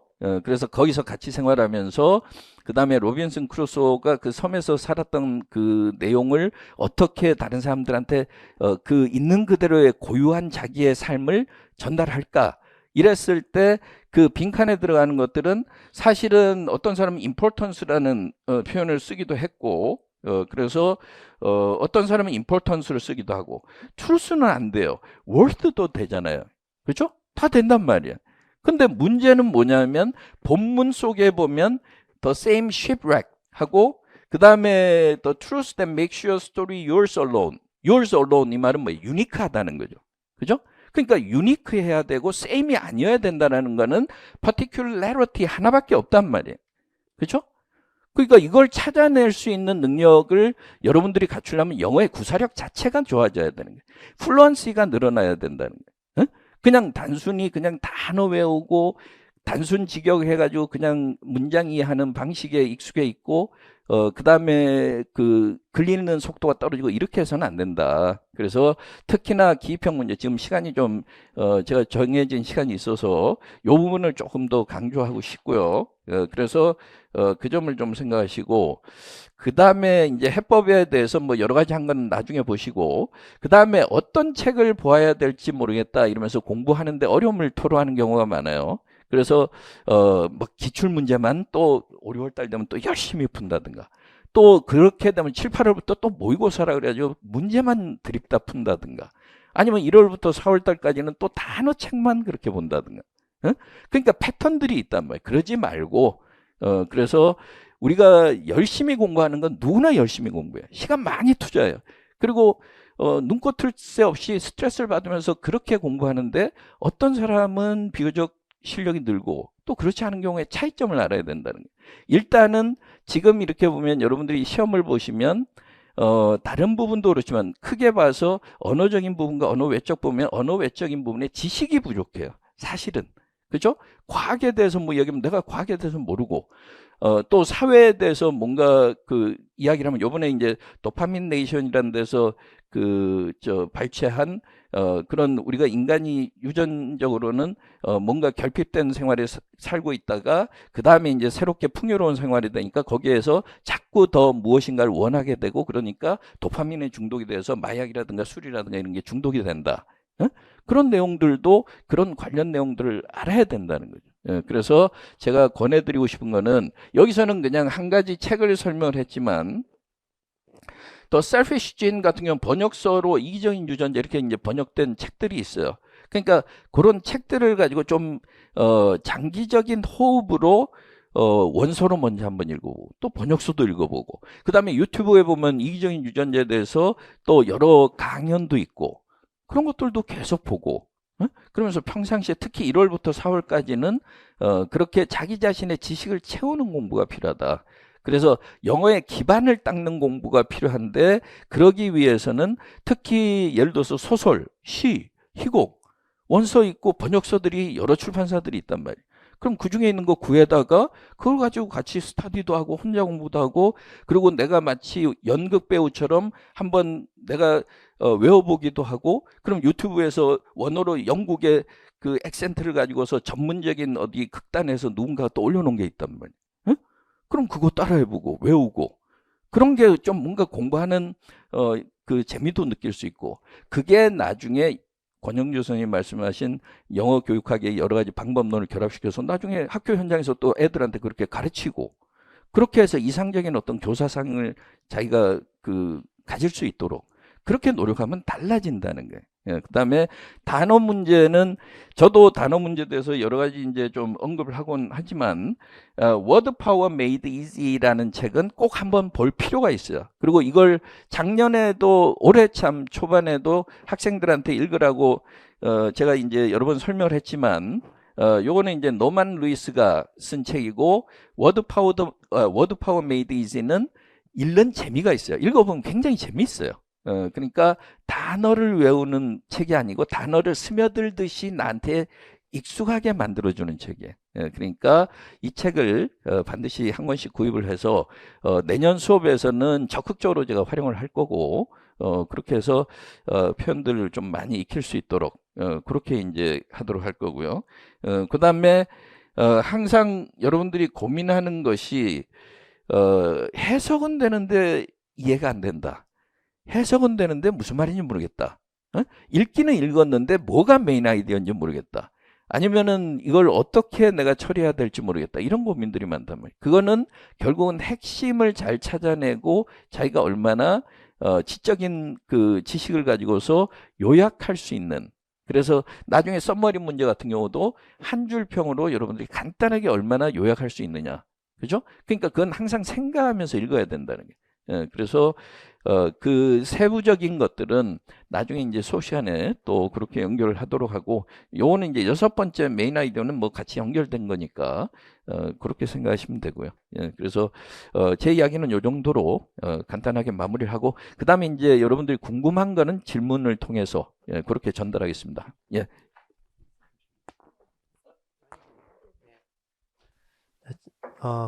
수고 많으셨고요. 김병준 선생님. 질문 있으시면 질문 받겠습니다. 질문 없으세요? 궁금한 게 많을 수 있는데 나중에 또 질문하시면. 제가 질문이 하나 있는데. 네. 아까 글을 읽으면서 바로바로 이해해야 된다라는 그 말씀을 하시면서 문장구역 능력, 그 문장구역에 대해서 말씀하셨잖아요. 그래서 아까 예문이 he was defined by the passion? 네. 그것이 이제 그 패션에 의해서 정의된다가 아니라 패션에 의해서 정의된다가 아니라 그 패션 그 자체다. 그 사람은 열정적인 사람이다. 이렇게 이해해야 된다고 해서 그 문장구역 능력이 필요하다라고 말씀해 주셨는데 그 능력을 우리가 수험생 입장에서는 가지라고 말씀을 하셨지만 어떻게 갔죠? 그 방식으로 연습을 해야 돼요. 그래서 좋은 질문인데 일단은 자꾸 그 방식으로 연습을 해야 되는 거예요. 그러니까 문장들을 볼 때 앞에서부터 처리하는 방식으로. 그러니까 영어하고 한국어는 어순이 달라요. 그렇기 때문에 영어의 그 구조에다 한국말 단어를 자꾸 끼워 넣어서 하다 보니까 여러분들이 문장이 조금 복잡해지면은 머릿속이 복잡해진다면 한국말이 복잡해지니까 절대 그렇게 하지 말라는 거예요. 그래서 아까 이제 수능에서 뭐 일타 강사라든가 뭐 이런 사람들이 이제 그런 경우가 있어요. 제가 영상을 보니까 수능 지문들이 철학적인 내용이 나오거나 상당히 복잡한 내용이 나올 때가 있어요. 그러면 그걸 한국말로 단순 직역을 해놓더라고요. 그러면서 자기가 쫙 읽어놓고는 아 이렇게 한국말로 했는데도 무슨 말인지 여러분 모르잖아. 이렇게 어려운 걸 영어 시험에 지금 고등학생들한테 낸다는 건 너무 과한 거 아니야? 이렇게 얘기하는데 한국말로 잘못했기 때문에 더 이해를 못하는 거죠. 그 사람은 번역을 한 게 아니고 단순 직역으로 그냥 옮겨놨을 뿐이에요. 여러분들도 대체로 그렇게 공부한다는 거예요. 진짜 제대로 이해하는 방법을 번역식으로 어떻게 제대로 된 번역, 일반 그냥 나무하는 번역이 아니라 통역대학원에서 정통으로 가르치는 번역을 공부한 사람들이 익히고 있는 그 방식대로 한다면 그러면은 문장들이 읽는 걸 굉장히 단순화해서 쉽게 설명할 수 있고 이해할 수 있다는 거죠. 그러니까 아인슈타인은 그 복잡한 특수 상대성 이론이나 일반 상대성 이론을 냅킨 하나에 설명할 수 있단 말이에요. 그러니까 우리가 여러분들이 글을 이해한다라는 건 아무리 복잡한 것도 핵심은 이거다라는 걸 쉽게 전달할 수 있어야 되고 나중에 여러분들이 좀 까다로운 수능에서의 지문이라든가 이런 것을 고3 학생들이 뭔가 질문하고 그랬을 때 걔들 수준하고 똑같이 설명하면 안 된다는 거예요. 그러니까 걔들은 거기에 단순 직역의 논리에 빠져서 글을 이해하지 못하고 헤매고 있을 때 내가 그걸 명쾌하게 설명해 줄 수 있는 그 실력을 갖춰야 학생들한테 권위를 가지고 그렇게 이제 학생들을 끌고 갈 수 있는 거고 그럼 학생들이 공교육 현장이라고 해서 꼭 앞에서 엎드려가지고 자지 않아요. 선생님이 만만해 보이니까 자는 거지. 선생님이 자기가 권위를 가지고 그 학생들을 압도할 수 있는 능력을 가지고 있고 그 다음에 그 학생들이 이 선생님을 수업을 듣는 게 밖에 사교육보다 더 낫다는 판단을 하면 절대 그 앞에서 자지 않는다는 거예요. 그래서 제 생각은 어떻게 하면 여러분들이 학교 현장에서 학생들을 압도할 수 있는 실력을 갖추는가.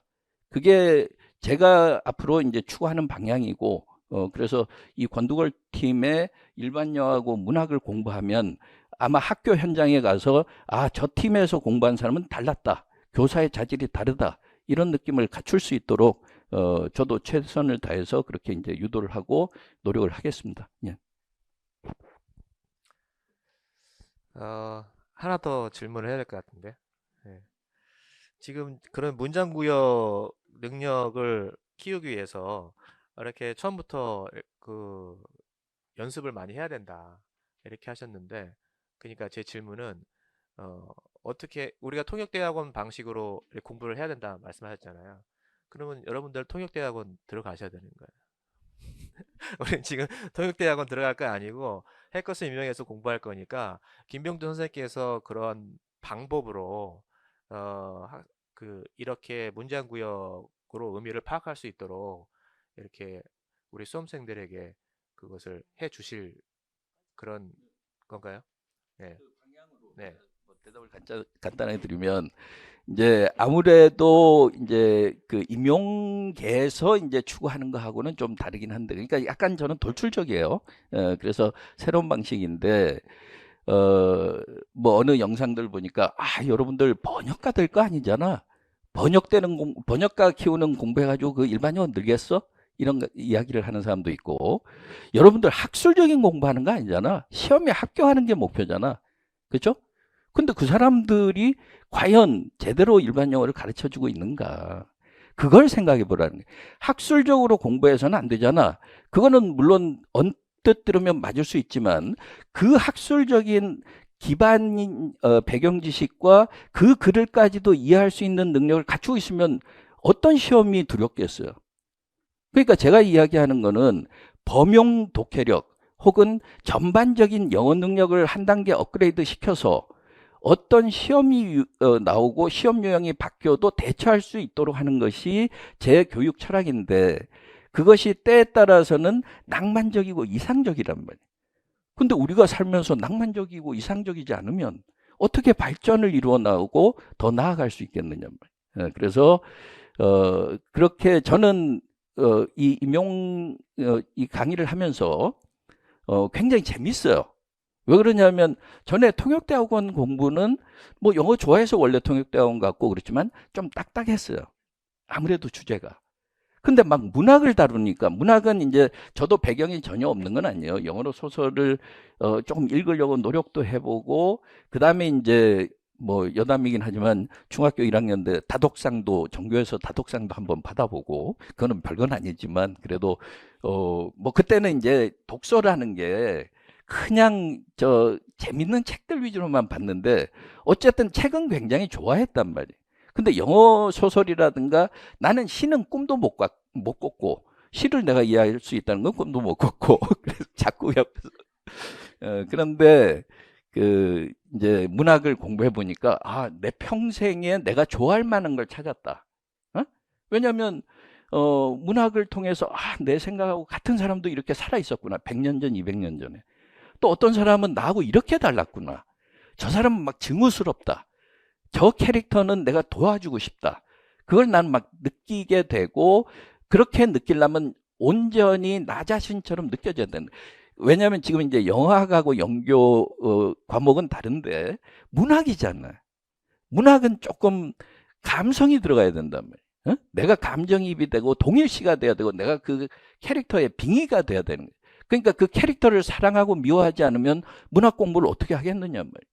그게 먼저가 돼서 내가 문학을 좋아하고 아 어떤 시를 보니까 저 시인은 어떻게 저렇게 비약적인 상상력, 말도 안 되는 상상력인데 듣고 보니 저렇게까지도 이야기했구나. 이런 걸 알게 되면 하루하루의 삶이 경이로워진다는 거예요. 그 작품들을 볼 때. 그럼 그런 저 생각을 가지고 접한 사람은 시험장에서 시험 문제 볼 때도 반갑잖아요. 응? 시험지에서는 좀 긴장이 되지만 근데 그게 없이 그냥 고민거리로만 생각한 사람은 풀어야 될 대상으로만 생각한 사람은 그게 별로 반갑지가 않을 거란 말이죠. 그래서 조금 낭만적이지만 물론 이제 가능하면은 여러분들이 점수를 높이도록 하는 게 우리의 가장 최급선무죠. 그거는 선생님들이 다 그렇게 생각을 하는데 저는 문학이라는 작품을 다룬 특성상 또 조금 그렇게 갈 수밖에 없고 제 생각은 그렇습니다. 예. 예. 예. 예. 예. 그래요. 자, 그다음에 우리가 제가 질문이 더 있는데 이게 답변이 길게 하셔가지고 질문 안 하려고요. 자, 그다음에 이제 우리가 앞부분에서는 학습과 관련된 어려움을 이야기했어요. 그래서 학습과 관련된 어려움은 우리가 이렇게 짧게 정의할 수 없지만 무수히 많죠. 예, 그런 것들은 이제 우리가 공부를 해가면서 해결해야 될 부분이고요. 그 다음에 두 번째 주제는 수험생의 진짜적인 시험이 아니다라는 거죠. 이거는 요 내용은 제가 챗 GPT에서 이렇게 해서 수험생한테 어려운 점이 뭘까요? 이렇게 물어보니까 이거를 줘서 아 참으로 놀랍다. 그냥 그대로 그냥 갖다 붙였습니다. 예, 제가 쓴 거는 아니에요. 요거 지금 보시면은 이게 저도 공부 수험 생활을 해보고 다 해봤지만 정말 이런 거는 누구한테 다 옵니다. 그냥 쓰레기예요. 그냥 누구한테나 다 와요. 그래서 여러분들이 공부하다가 이러한 심리적인 문제에 맞닥뜨리게 되면 어떻게 해야 돼요? 걔하고 진지하게 대화하거나 맞설 필요가 없어요. 그냥 누구한테나 오는 그냥 우리 그 다닐 때 미세먼지 같이 그냥 오는 거예요. 무시해 버리셔야 됩니다. 그래서 어떤 것들이 오는지 한번 볼게요. 압박감과 스트레스는 당연히 오죠. 지금 저도 공부할 때는 어떤 각오를 하냐면 나 이거 안 되면 죽는다. 물론 죽지는 않지만 바로 안 되면 마표되고 간다. 이런 각오로 하기 때문에 스트레스가 엄청나죠. 점점 시간 다가올수록. 그 다음에 불안과 긴장 당연히 있을 수 있고요. 그 다음에 이런 것들이 계속 반복되면은요, 자기 의심과 자존감 극도로 낮아지고요.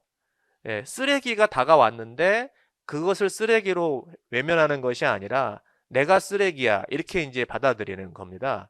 자존감 극도로 낮아지고 내가 잘할 수 있을까? 이거 과연 할 수 있을까? 이런 것들로 계속 생각이 차게 돼 있어요. 이런 것들을 말씀드리는 이유는 그냥 자연스럽게 오는 거예요. 우리가 연애하면 뭐 싸움이라든지 권태기 자연스럽게 오듯이 그냥 자연스럽게 오는 겁니다. 그래서 이런 것들에 대해서 진지하게 고민할 필요가 없어요. 선생님 우리가 상담을 할 거지만 선생님 너무 힘들어요. 뭐 번아웃이 와요. 뭐 자존감이 낮아져요. 그냥 물론 그런 것들에 대해서 상담하고 이야기를 하겠지만 여러분 스스로 그냥 무시하시면 됩니다. 철저히 무시하셔야 돼요. 자연적으로 오는 거예요. 너무 진지하게 얘네들하고 맞서지 마세요. 외로워요. 혼자 공부하니까 외로워요. 고립감, 정서적 지지가 부족하다고. 네, 이게 유튜브 챗 GPT 말이에요. 그 다음에 지루하고 동기가 계속해. 지금은 동기 충만하죠. 지금은 뭐든지 다 해낼 것 같은데 시간이 지나면 외로움, 동기 저하, 자기 자존감 낮아지고 그 다음에 집중력 안 되고 번아웃 오고요. 그래 좀 쉬어야 되고 어디 좀 놀러 갔다 올까? 이런 생각 들어가고 번아웃이 오고 집중력이 저하되면 그냥 산책 한번 하면 되죠. 거기에 대해서 나는 번아웃이다. 아까 he was defined라고 했는데 자기 자신을 이걸로 정의하지 말라는 거죠. 내가 번아웃이 왔다? 정의하지 마세요. 그냥 털어버리고 산책 한번 하면 되는 겁니다. 굉장히 중요해요. 결과에 대한 두려움 두려움이 당연히 있죠. 없으면 안 되는데 결과를 어떻게 알아? 우리 알 수 없어요. 그냥 과정만 최선을 다하는 겁니다. 그래서 여기 아래 보시면 마무리하면 이 챗 GPT가 어떻게 우리한테 결과를 해줬냐면 이러한 심리적 어려움을 극복하기 위해서 수험생은 규칙적인 생활 습관 너무 중요하죠. 이 규칙적인 생활 습관이 왜 중요하냐면요.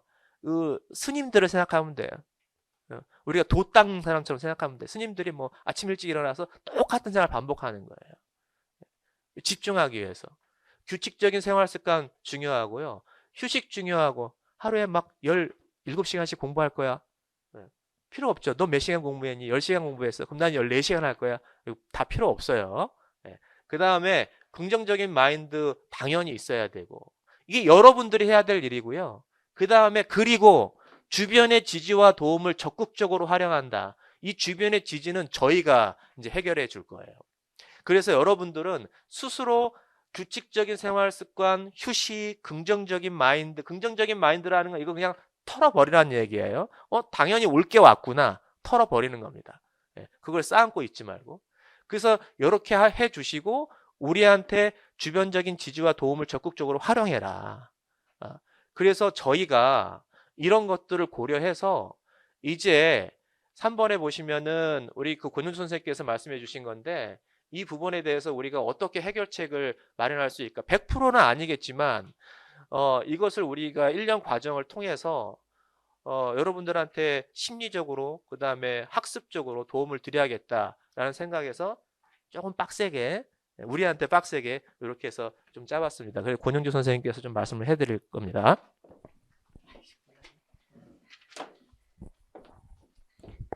이동건 스님 다 말씀하실 줄 알았는데 어쨌든 네, 말씀 좀 간단하게 드리겠습니다. 여기에 고퀄의 토요 스터디라고 한 거 저희가 작년에도 1월부터 6월까지 계속 진행을 했었고요. 선생님들께서 굉장히 잘 참여해 주셔서 사실은 어느 때는 강의보다 더 재밌게 우리가 운영을 할 정도로 왜냐하면 이게 상호작용이 이루어지기 때문에 여러분들이 뭘 궁금해 하시나도 알고 또 우리도 그냥 쭉 강의만 했을 때는 어떻게 타성에 젖어서 했었던 것을 여러분의 새로운 질문을 통해서 다시 한번 생각해 보거나 아니면 좀 다시 아까 제가 수업 시작할 때 수업 교재에서 모디파잉이라는 말씀을 드렸던 것처럼 내 수업을 내 커리를 조금 모디파이 해야 되겠구나라는 생각도 들고 이렇게 했기 때문에 이 토요 스터디를 올해는 조금 더 업그레이드해서 말씀드린 것처럼 전담 조교도 있고 또 또 그것을 이제 자신의 말로 표현해보는 시간도 가지고 그리고 이제 저희가 돌아가면서 또 토요 스터디에 참석을 해서 여러분들이 또 궁금해했던 거 또 답해드리기도 하고 또 어느 때는 그냥 카페를 통해서 거기다가 질문을 올리시면 또 답하거나 아니면은 어느 때는 또 PDF로 여러분들이 뭐 썼던 글을 올리시면 거기다가 첨삭을 해서 또 올려드리기도 하고 굉장히 다양한 방법으로 이러한 상호작용이 가능합니다. 그래서 여러분과의 상호작용이 또 저희를 키우기도 하고 여러분을 또 키우기도 하고 그래서 여러분이 우리 교학상장이라는 말처럼 여러분이 저희를 키워주기도 하고 저희도 또 여러분을 키우는 그런 같은 레벨로 올라가는 것이지 단지 저희가 여러분을 키우는 그런 것만은 아닙니다. 그래서 우리가 함께 성장하는 그러한 팀이 될 수 있도록 하면은 좋겠고요. 그 다음에 매달 모의고사는 이거는 여러분들 여기에 나와 있는 것처럼 아주 중요한 것은 여러분이 그 학습했었던 내용을 네, 이렇게 개념을 확인하고, 그죠? 그리고 조금 기초적이고 쉬운 문제들로 구성될 예정이에요. 그래서 이 모의고사가 진짜 모의고사보다는 조금 더 여러분이 지금 나아가고 있는 그 과정을 가지고 쭉 나아갈 수 있도록 하는 그런 월간 모의고사를 통해서 내가 과연 지금 어디만큼 와 있나? Where am I? 그죠? 내가 어디와 와 있나를 알면서 그 다음에 나아갈 수 있도록 하는 바로 그 형성평가의 가장 중요한 원칙을 따르려고 합니다. 그래서 여러분의 10개월이 아니면 11개월이 그 1년이 결코 지루하거나 힘들거나 하지 않고 여러분에게 적극적인 지지를 해줄 수 있도록 하겠습니다. 그 다음에 정기적인 퀴즈 대회. 이것은 이제 영교론, 영어학, 인력문학에서 가장 좀 이렇게 퀴즈로 할 수 있는 것들. 그래서 우리가 물론 진짜 심각한 월간 모의고사도 보지만 또 그 외에 조금은 우리가 가볍게 다룰 수 있는 뭐 그냥 키워드 암기라든지 아니면 일반 영어라면 뭐 정말 저기 교재에 나와 있는 어떤 단어들 암기하기 뭐 특별한 단어들 암기하기 이런 것들을 통해서 또 여기 있잖아요. 파격적이고 이동걸 씨이 어떻게 상품을 준비하실란지 모르겠지만 어쨌든 파격적이고 푸짐한 상품을 통해서 지루한 수험 생활에 좀 활력을 주는 그런 시간을 가지도록 할 거고요. 그 다음에 혼자 고민하지 말고 함께 상담하자. 그죠? 그래서 또 이것도 역시 정기적으로 하려고 지금 생각을 하고 있습니다. 그래서 뭐 인강생 선생님이라면 화상 미팅 프로그램도 할 것이고 그래서 여러분들이 결코 혼자가 아니다. 우리 항상 영어 교육론 2차 할 때도 학생들한테 Raise your hand, I can help you, you are not alone. 뭐 이렇게 이야기를 하면서 뭔가 협동학습을 시킨다라는 걸 계속 강조하거든요. You are not alone. 그죠? 여러분이 혼자 공부하는 것이 아니라 우리가 함께 간다라는. 그래서 우리가 아픔도 나누고 기쁨도 나누고 또 여러분이 합격하면 그 여러분의 성공의 기쁨도 우리가 조금 나눠 가지고 이렇게 할 수 있도록 하고 싶습니다. 그래서 어려운 일이 있으면 무엇이든지 저희가 저 302호 연구실에 뭐 어느 때나 계속 있는 건 아니겠지만 그래도 뭐 저는 어느 때 있고 또 이동걸 씨는 어느 때 있고 뭐 또 김명주 씨는 어느 때 계시고 이렇게 나눠서 또 있으니까 어느 때나 오셔서 또 이야기하고 또 학원에서 이렇게 따뜻하게 난방도 되고 또 여름에는 시원하게 냉방도 잘 돼 있고 하니까 또 학원에서 공부하시고 항상 물어보시고 하시면 좋겠습니다. 그리고 또 이것도 역시 저희가 생각하는 어떤 특별한 코스 중에 하나인데요. 이제 1대1 튜터링이라고 해서 이것은 저희가 지금 계획으로는 뭐 계속 할 수는 물론 없겠지만 뭐 한 학기에 1시간씩 여러분들에게 쓸 수 있는 시간을 들여서 정말 좀 내가 가장 어려워하는 부분. 그래서 제가 아마도 이거는 이동걸 쌤이 가장 많은 튜터링 제의를 받을 것 같다라고 말씀을 드리긴 했지만 어쨌든 여러분이 가장 어려워하는 그 부분을 좀 뽑아서 이렇게 튜터링을 또 받을 수 있는 시간도 마련하고 있습니다. 그래서 이렇게 좀 다양하게 이러한 어떤 행사를 마련하고 여러분들하고 하려고 하는 것은 저희도 지치지 않고 또 여러분도 지치지 않고 그래서 우리가 함께 나아간다. 그래서 함께 만들어서 우리가 합격자를 배출한다라는 것이 진짜로 여러분의 노력도 있고 또 어느 때는 이제 합격하신 선생님들은 항상 마음이 너그러워져요. 그래서 이거 다 선생님 덕분이에요 막 이러는데 어느 때는 그 말 듣기가 쑥스러워요. 정말 내 덕분은 별로 없는데 이렇게 생각이 드는데 이번에 진짜 여러분들이 합격하시면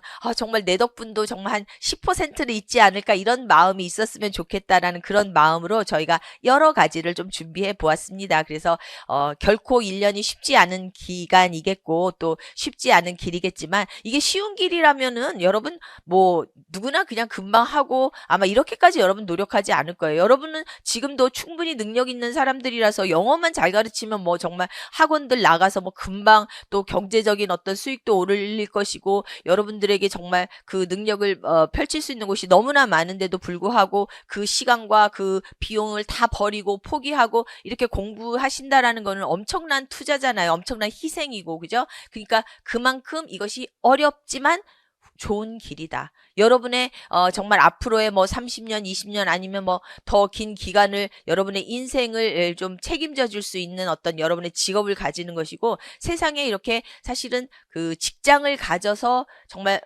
돈 버는 것만큼 사실은 어려운 일이 없어요. 예전에 어떤 스님께서 서울대 학원을 입학하려고 했는데 임용보다도 아니 임용이 서울대학원 가는 것보다 더 어렵네요. 이런 이야기를 하더라고요. 그래서 제가 뭐라고 했냐면 세상에서 돈 버는 일이 제일 어려워. 그런 이야기를 했었던 적이 있었거든요. 그래서 여러분들의 평생을 책임져 줄 어떤 그 직업을 가지는 또 동시에 여러분의 어떤 미션이기도 한 어떤 그런 영어 교사가 되겠다라는 길이기 때문에 결코 쉽지 않은 길을 저희가 함께 가고 또 도와드리고 했으면 좋겠다라는 마음입니다. 그래서 지지해 주시고 또 저희도 여러분을 지지하는 그런 팀이 되도록 하겠습니다. 그러면 여기까지 마치고 저희가 이제 여러분들이 또 궁금하신 거 질문 받고 또 대답 드리고 하는 시간 한 10분 정도 가지고 그 다음에 이제 마지막으로 경품 뽑는 시간 가지도록 하겠습니다. 네. 경품의 상품은요. 네네. 1등. 1등은 스타벅스 5만 원. 스타벅스 5만 원 1등. 2등과 3등은 스타벅스 3만 원. 그래서 맛있게 여러분들 맛있게 커피도 드시고 디저트도 먹고 기분 전환하시라고 하고 그 다음에 남은 선생님들은 스타벅스 1만 원. 그것도 이제 커피하고 그래도 케이크 한 조각 정도는 좀 부족해도 먹을 수 있겠죠. 그래서 그렇게 드리려고 하고 있습니다. 그래서 끝까지 잘 기다려 주시고 우리 한 10분 정도만 뭐 Q&A 하고 바로 정리하도록 할게요.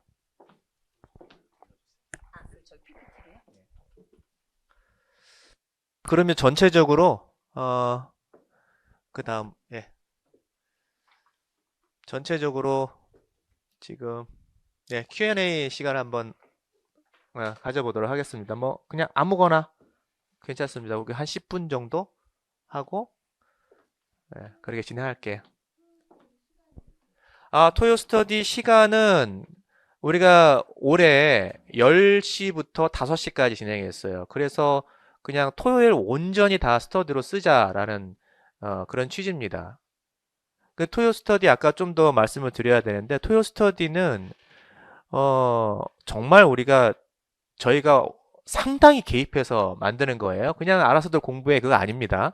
상당히 개입해서 진행을 할 거고 그 다음에 인강생들도 이거 혹시 들으시는 인강생들도 나는 뭐 대전에 있는데 어떻게 가요? 뭐 전주에 있는데 어떻게 가요?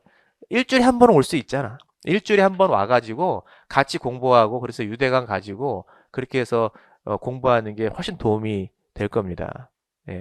기차값이 좀 들긴 하겠지만 그렇게 진행할게요. 시간 됐죠?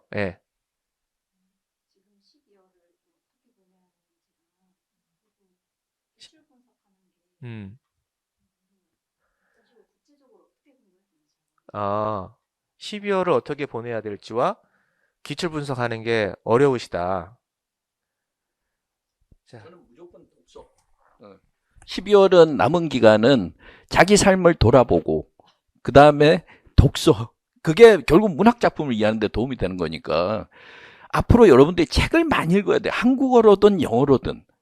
그렇게 해서 내가 알고 있는 지식이 많아져야 어떤 지문이 나왔을 때 그 지문의 앞머리만 보고도 대략 스토리의 방향을 느낄 수 있는 거예요. 그러니까 그렇게 저는 독서. 지금 12월을 어떻게 보내냐 물어보는 취지는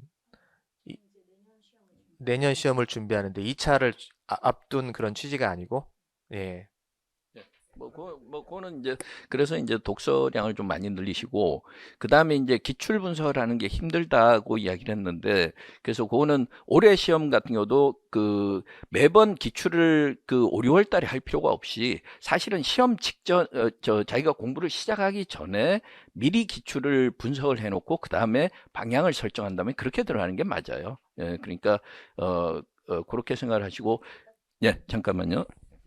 아마도 기출 분석은 좀 일령이나 영교영하고는 좀 다른 것 같아요. 이제 영교영 교육론은 어쨌든 범위가 있는 문제이기 때문에 기출 분석이 매우 중요하거든요. 그리고 이제 문제가 또 연교로는 많다가 보니까 기출 분석을 지금 하시기는 좀 어려울 수 있을 것 같아요. 그런데 이제 문제를 보고 어떠한 방식으로 문제가 나오는 거 정도는 알아두시면 좋겠습니다. 그러면 이제 기본서를 공부하든지 또 어떠한 공부를 하든지 간에 이러한 방향으로 내 공부를 해야 되겠다라는 것은 알기 때문에 그죠? 네. 또 다른 질문 있으시면? 네, 선생님. 영어와 원서 강의는 1월부터 계속 진행이 되죠. 그래서 순서는 2개월 단위로 진행이 되고요. 그래서 AEP 먼저 들어가고 그 다음에 투포, 그 다음에 카니의 신텍스 이렇게 이제 그 다음에 그 뒤에 네 번째로는 Teacher's Grammar 이렇게 들어갑니다. 그래서 총 4권 이렇게 진행 예정이에요. 네, 우리 권쌤. 네.